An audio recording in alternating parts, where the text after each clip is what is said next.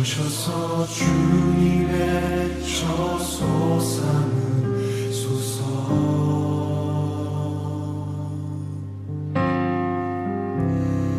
나의 전부이신 주여 내 맘을 받아주소서.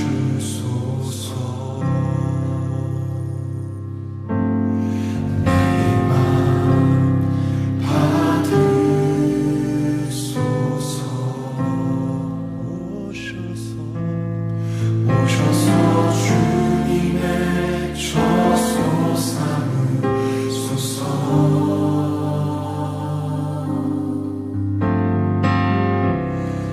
나의 전부이신 주여 내 맘을 받아주소서. 나의 맘을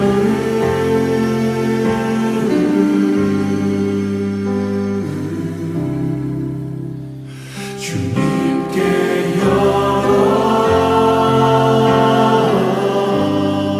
열었으니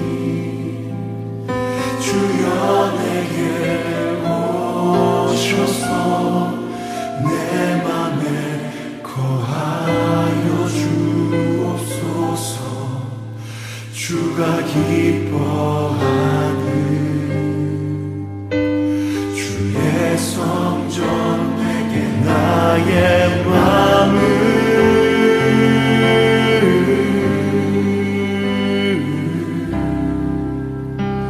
주님께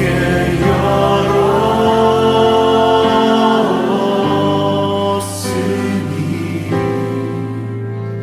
주여 내게 오셔서 내 맘에 거하여 주옵소서.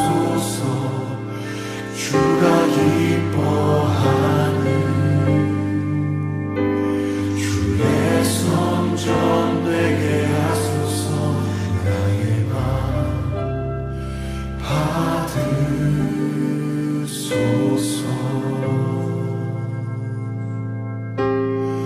오셔서 주님의 저소 삼으소서. 여전히 나의 전부이신 주여 내 맘을 받아주소서.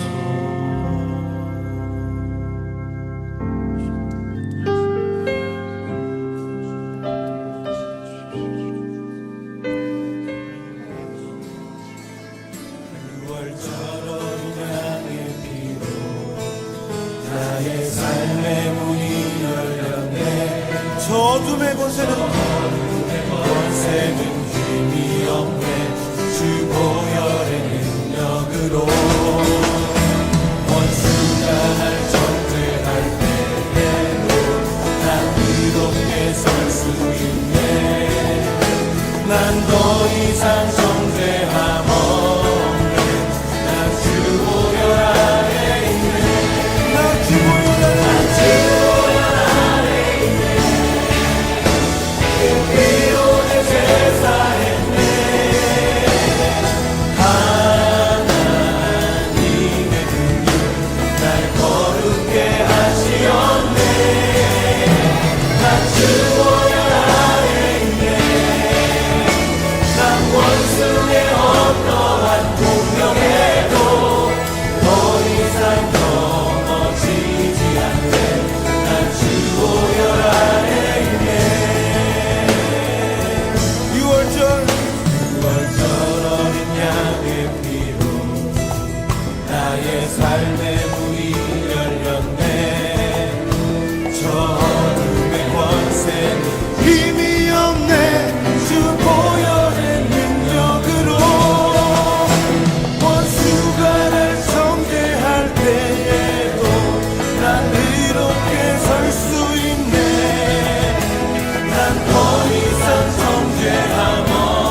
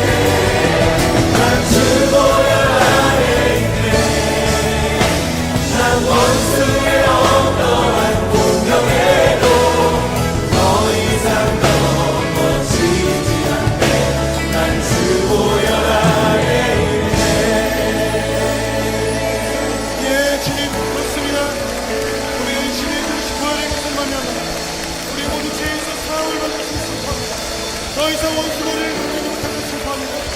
할렐루야.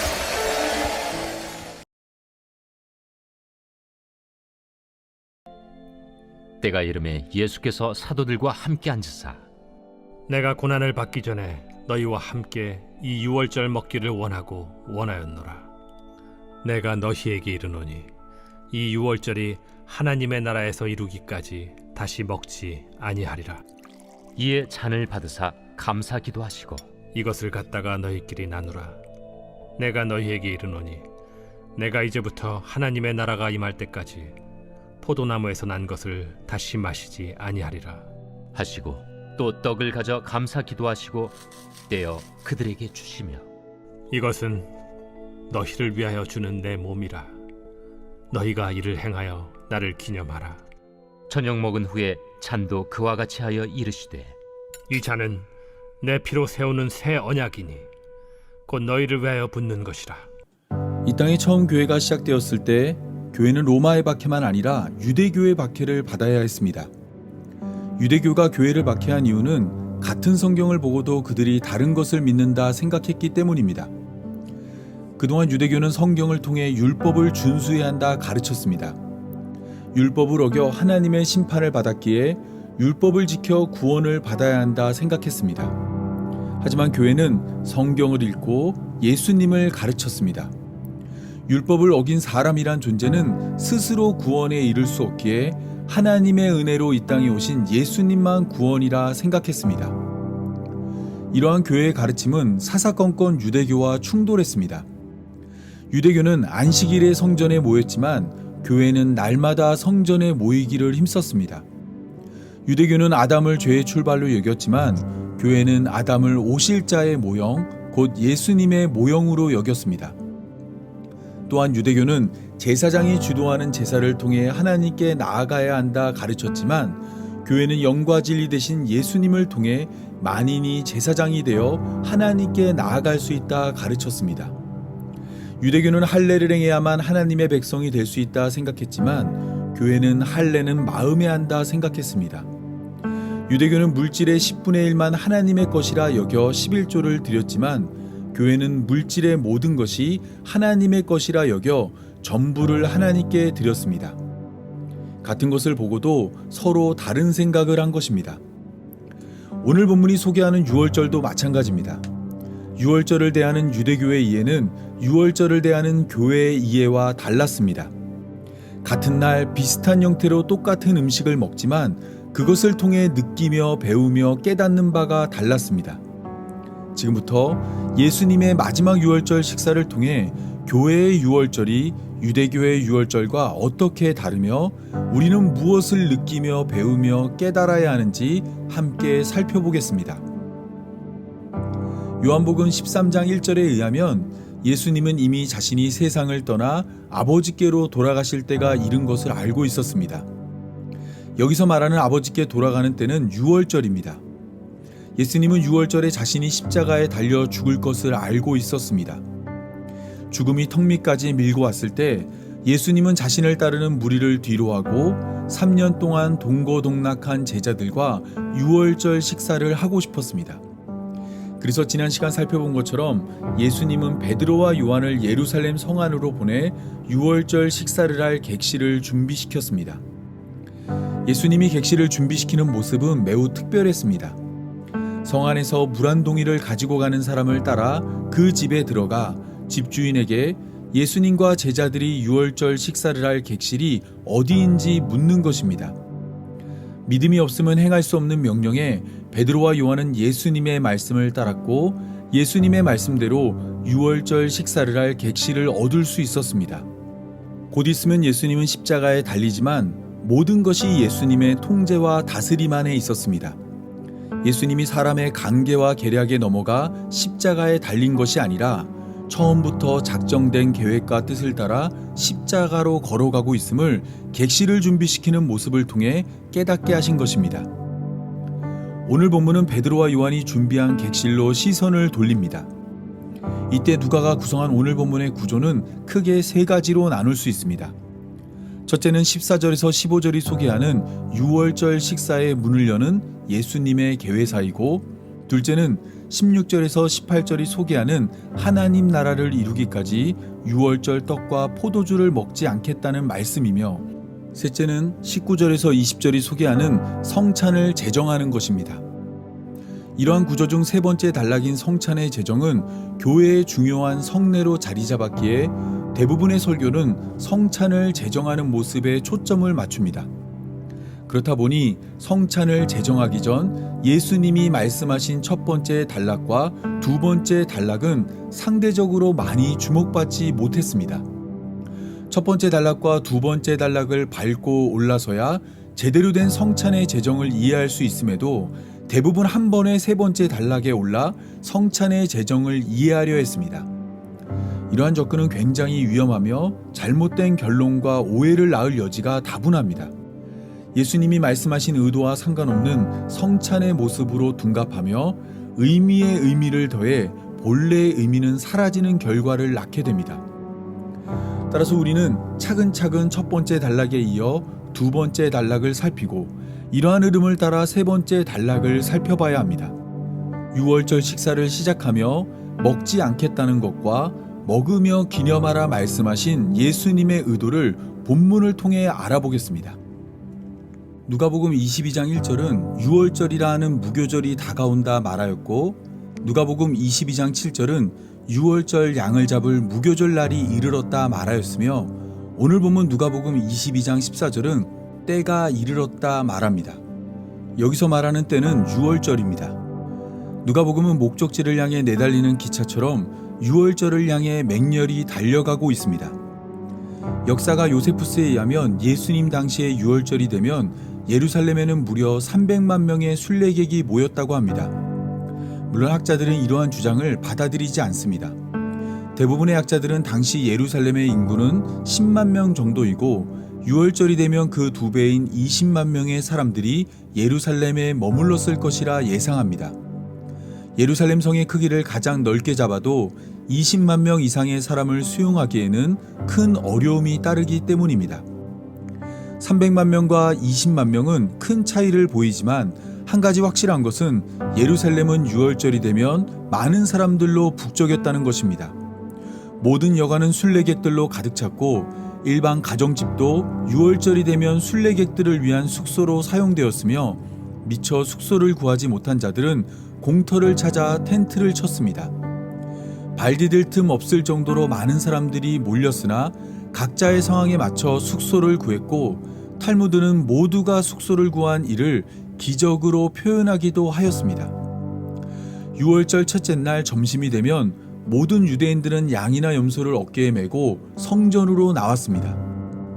그리고 평소보다 1시간 이른 오후 3시경에 제사를 시작했습니다. 이 제사는 모두 3차례 이루어지는데 이때 각 사람은 가지고 나온 제물을 도살하여 희생의 제물로 제사를 드렸습니다. 희생의 제사를 끝낸 유대인들은 각각 자신의 희생 제물을 어깨에 메고 성전으로 나와 각자의 처소로 돌아갑니다. 그리고 유월절의 절정이라 할 수 있는 유월절 첫날 밤인 구속의 밤을 준비합니다. 구속의 밤은 유대인들이 이집트에서 노예로 있던 시설을 회상하고 그곳에서 구원하신 하나님을 찬양하며 지금 사는 곳에서의 구원을 기대하는 것입니다. 구속의 밤이 진행될 때 빠질 수 없는 것은 유월절 음식입니다. 이스라엘 백성들은 10번째 재앙에서 이스라엘 백성들을 구원한 어린 양의 고기를 먹었습니다. 또한 맛은 없지만 급하게 만들어 먹을 수 있는 무교병을 먹으며 애굽에서의 탈출을 기념하였습니다. 그리고 쓴 나물을 먹으며 애굽에서의 괴로움도 떠올렸습니다. 유월절 음식인 양고기, 무교병, 쓴 나물이 그것을 먹고 누리는 자들을 출애굽의 현장으로 인도했고 하나님의 구원을 기대하게 만들었습니다. 이스라엘 백성들이 출애굽을 떠올리며 하나님의 구원을 기대할 때 자연스럽게 떠올리는 인물은 모세입니다.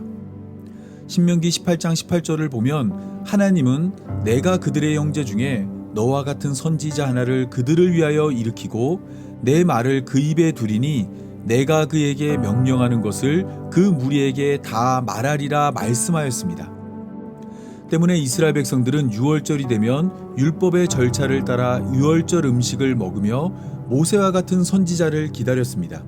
모세가 이스라엘 백성들을 애굽에서 인도한 것처럼 모세와 같은 선지자가 오면 이스라엘 백성들을 로마에서 인도할 것이라 기대한 것입니다. 예수님의 제자들도 모두 이스라엘 백성이었기에 모세를 기대하며 유월절을 지켰습니다. 예수님이 유월절에 모세와 같은 선지자가 되어 이스라엘 백성들을 로마에서 건져내길 기대한 것입니다. 이러한 모습은 예수님을 체포하려 할 때 제자 중 하나가 칼을 꺼내 무리 중 한 명의 귀를 자른 것을 통해 알 수 있습니다.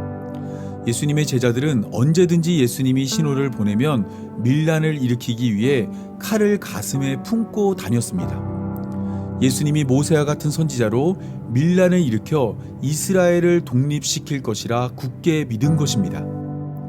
때문에 예수님은 이와 같은 잘못된 믿음을 가진 제자들을 바로잡기 위해 유월절 식사의 자리를 마련했습니다. 그리고 제자들과 함께 식탁에 둘러앉았을 때 내가 고난을 받기 전 너희와 함께 이 유월절 먹기를 원하고 원하였노라 말씀하였습니다. 여기서 원하고 원하였노라는 표현은 하나의 단어를 명사형과 동사형으로 사용하여 간절히 열망하는 것을 말합니다.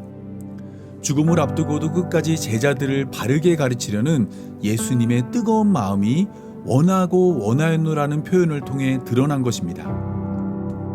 제자들을 가르치길 원했던 예수님은 유월절 식사를 시작하기 전 이 유월절이 하나님 나라에서 이루기까지 다시 먹지 아니하리라 말씀하였습니다. 그리고 잔을 받으사 감사기도 하시고 이것을 갖다가 너희끼리 나누라 말씀하였습니다. 그리고 이어서 내가 너희에게 이르노니 내가 이제부터 하나님 나라가 임할 때까지 포도나무에서 난 것을 다시 마시지 아니하리라 말씀하였습니다. 이러한 예수님의 말씀은 아리송한 말씀입니다. 이스라엘 백성이라면 누구나 유월절이 되면 식탁에 둘러앉아 포도주를 곁들여 유월절 식사를 하였는데 예수님은 하나님 나라가 이를 때까지 그것을 멈추겠다 말씀하였습니다. 해마다 먹던 유월절 식사와 포도주를 잠시 멈추고 그것을 하나님 나라가 이룬 후 다시 먹겠다 말씀하신 것입니다.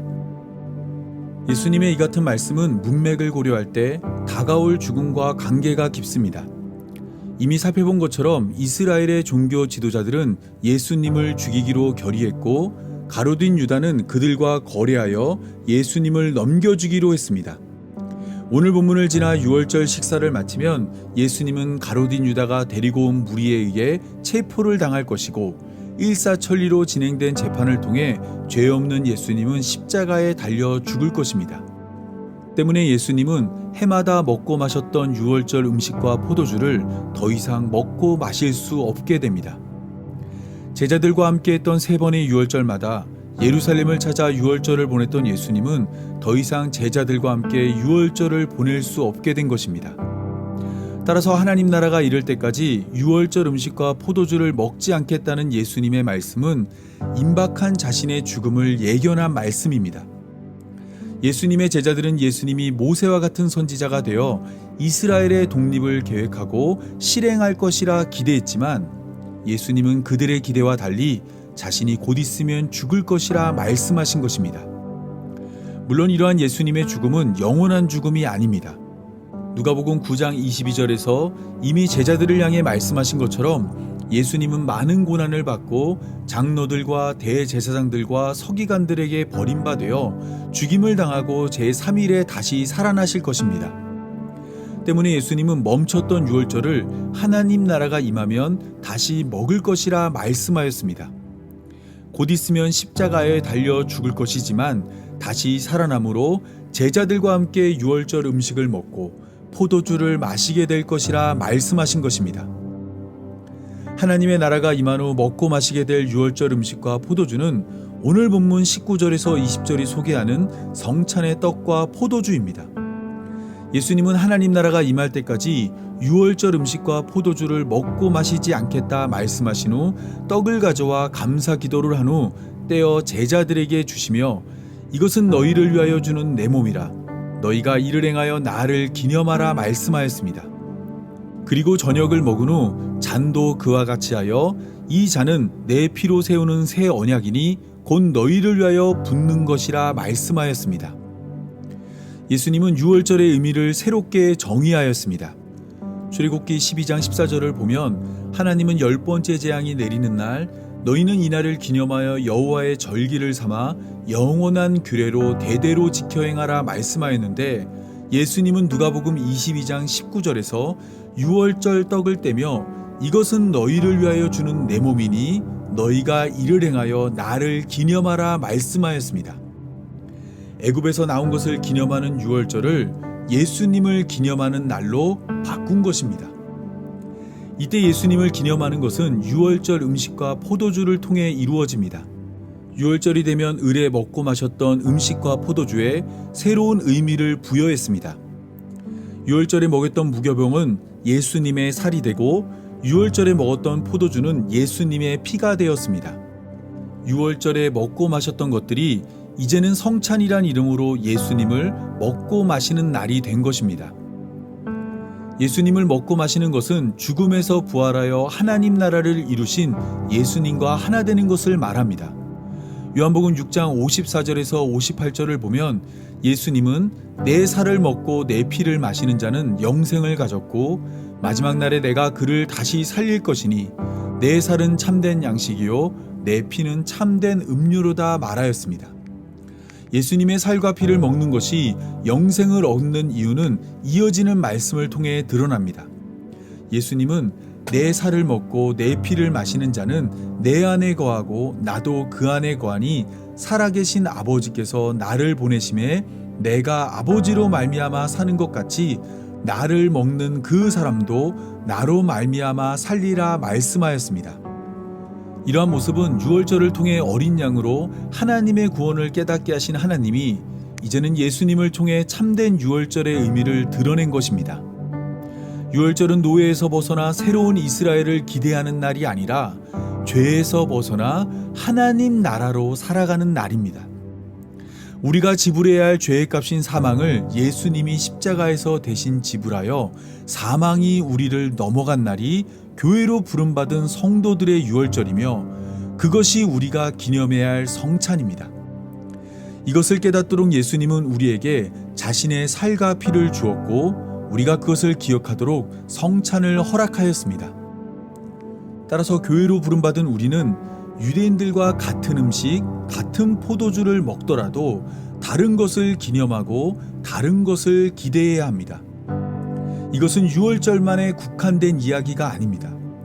교회가 밖으로 부름받은 자들이란 뜻을 가진 것처럼 밖으로 부름받은 자들은 안에 있는 자들과 다르게 생각하고 다르게 살아가며 다른 것을 믿고 다른 것을 기대해야 합니다. 오늘 본문은 바로 그 다름을 새 언약이라 말합니다. 잔에 포도주를 담은 예수님은 그것이 예수님의 피로 세우는 새 언약이라 말씀하였습니다. 새 언약은 옛 언약과 다른 언약입니다. 예레미야 31장 31절에서 33절을 보면 하나님은 날이 이를 것이라 말씀하시며 이스라엘 집과 유다 집에 새 언약을 맺을 것이라 약속해 주었습니다. 이 언약은 출애굽 때 맺은 언약과 같지 않습니다. 출애굽 때 맺은 언약은 율법을 지켜 행할 때만 하나님의 백성이 된다는 언약으로 이스라엘 백성들은 남편된 하나님과의 약속을 지키지 못했습니다. 십계명 돌판이 보여주듯 이스라엘 백성들은 하나님의 언약을 깨뜨렸습니다. 그래서 하나님은 이전과 다른 언약을 맺겠다 말씀하였습니다. 이 약속은 하나님의 언약이 깨지지 않도록 마음에 기록하는 언약으로 사람의 어떠한 행위나 노력을 요구하지 않습니다. 오직 하나님의 은혜로 우리를 하나님의 백성이 되게 하고 하나님은 우리의 하나님이 되겠다는 약속입니다. 완벽하게 지켜 행해야 구원에 이르는 처음 언약을 크고 넓은 하나님의 은혜로 덮어 구원하는 것이 새롭게 주어진 언약인 것입니다. 그래서 교회로 부름받은 성도는 옛 언약이 아닌 새 언약 안에 살아가는 자가 되어야 합니다. 떡과 포도주를 앞에 두고 유월절을 지키는 자가 아니라 성찬을 통해 예수 그리스도를 기념하고 배우는 자가 되어야 하는 것입니다. 이제 교회는 옛 것에서 부름받은 새 것이 되어 세상과 다른 삶을 살아야 합니다. 바울은 이러한 성도의 삶을 고린도후서 5장 17절에서 새 피조물이라 말합니다. 예수님을 먹고 마심으로 예수님과 하나 된 자는 그리스도 안에 거함으로 새 피조물이 되었습니다. 새 피조물이 된 자는 옛 계명으로 주어진 율법을 따라 살지 않고 요한복음 13장 34절이 말하는 새 계명을 따라 살아갑니다.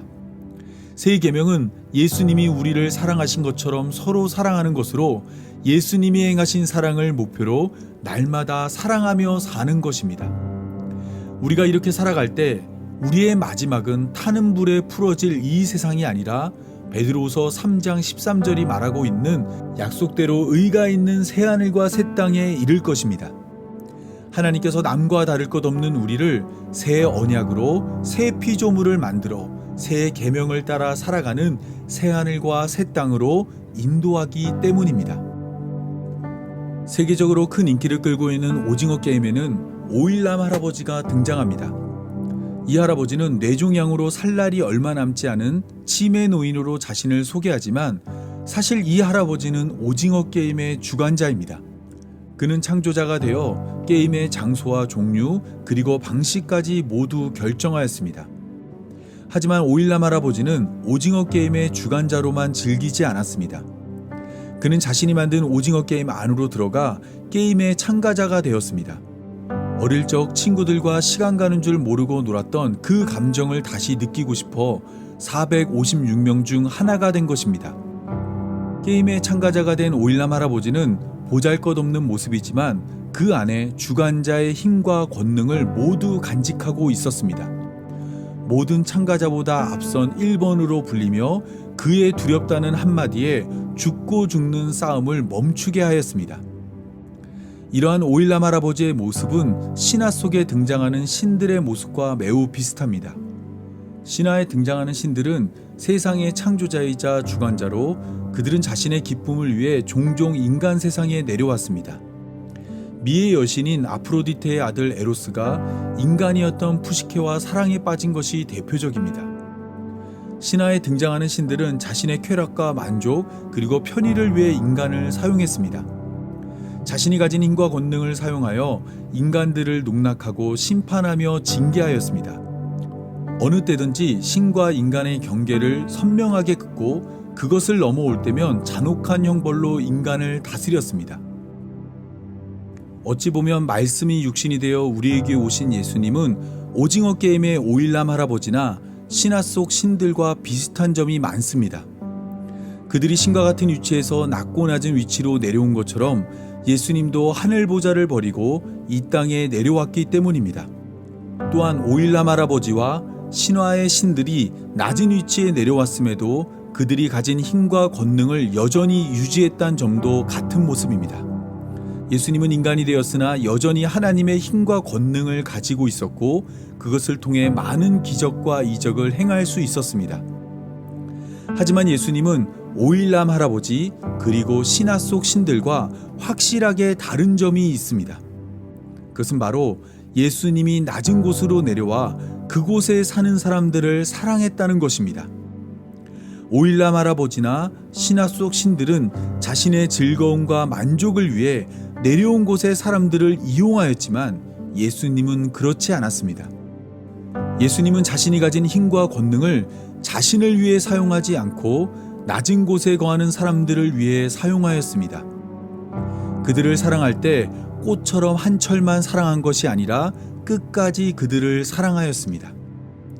예수님의 사랑을 포기시키기 위해 갖은 유혹과 위협이 있었지만 예수님은 굴하지 않았습니다.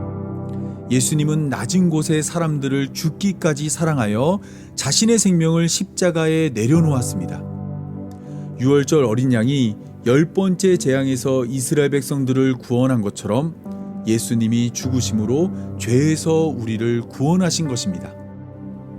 따라서 우리는 오늘 본문을 바라보며 성찬이라는 성례에 앞서 성찬으로 인도하는 예수님의 마음을 먼저 헤아려야 합니다.